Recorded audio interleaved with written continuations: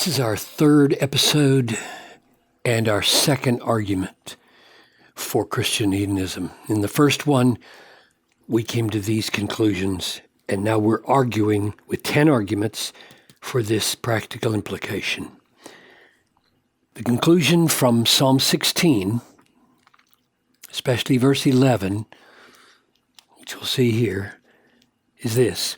Christian hedonism affirms that the greatest fullness of pleasure and the greatest duration of pleasure are found only in God through Jesus Christ, not merely in his gifts, but in God himself as the supremely great, supremely beautiful, supremely valuable one.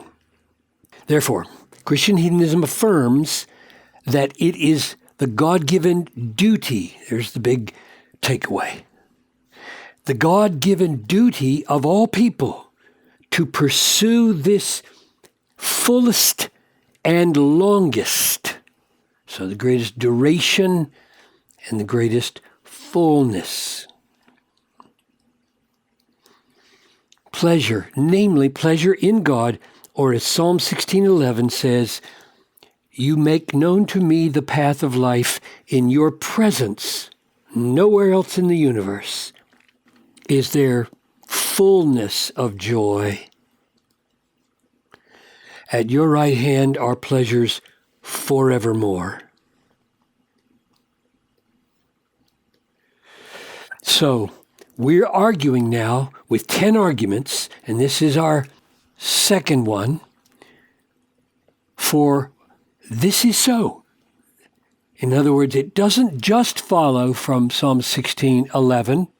That could be seen as argument number 1, but I'm just laying it down with 16:11 and saying, now there are 10 more biblical arguments that it is our duty to pursue our fullest pleasure in God. And here's the argument number 2.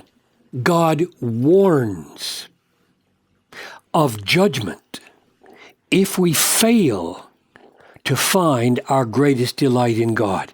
In other words, this is God underlining the command, underlining the duty with a threat of judgment. Jeremy Taylor once said, God threatens terrible things if we will not be happy. It's kind of a jarring way to put it because we don't usually think of needing any kick in the rear end in order to be happy. But oh yes, we do, because we find our happiness in suicidal things, which doesn't lead to happiness, but to destruction. And we need to be kicked in the rear end with threats of judgment in order to wake up and find our greatest delight in the only place where it will be full and forever. So where did I get this idea? I got it from Deuteronomy 28:47. Because you did not serve the Lord your God with joyfulness and gladness of heart because of the abundance of all things. In other words, all this abundance that God shared with you to show you what kind of God he is, so that you would delight in serving him. You didn't. Therefore, you shall serve your enemies. So this is what I'm calling the warning or the threat. You will serve your enemies whom the Lord will send against you in hunger and thirst, in nakedness and lacking everything, and he will put a yoke of iron on your neck until he has destroyed you. Now notice, he could have simply said, which he did in Nehemiah 9, because you did not serve the Lord your God, comma, therefore you shall serve your enemies. That's true. But he said something more essential here, because true service is service with joyfulness and gladness. And when their outward service was happening, but their inward joy and gladness were missing, they still were coming under the judgment of God. That's what's so shocking and sobering here. Because this command to serve the Lord, as we saw last time, is a command to serve the Lord with gladness. That is a command. If we disobey that command, if we say to the Lord, I don't care about finding joy in you, frankly, I find much more joy in money, much more joy in sex, much more joy in power, much more joy in friends, much more joy in my vocation that I find in you, but I'll still go to church, I'll still read my Bible, I'll still do the all out religious things. We're going to go to hell if we talk that way and live that way and are that way without repenting to the end. So this is a hugely serious warning because this matters. It's not here for nothing. So that's the first text, namely Deuteronomy 28, 47 and 48. You will serve your enemies because you did not serve the Lord with joyfulness and gladness. It really matters. Here's one more text. This is Jesus. Matthew 10. Do not think that I have come to bring peace on the earth. I have not come to bring peace, but a sword. For I have come to set a man against his father, a daughter against her mother, a daughter-in-law against her mother-in-law. And the person's enemies will be those of his own household now, which creates a crisis. Namely, okay, will you abandon Jesus because it's going to be this costly? It's going to cost you family relationships. And so he adds this warning. Whoever loves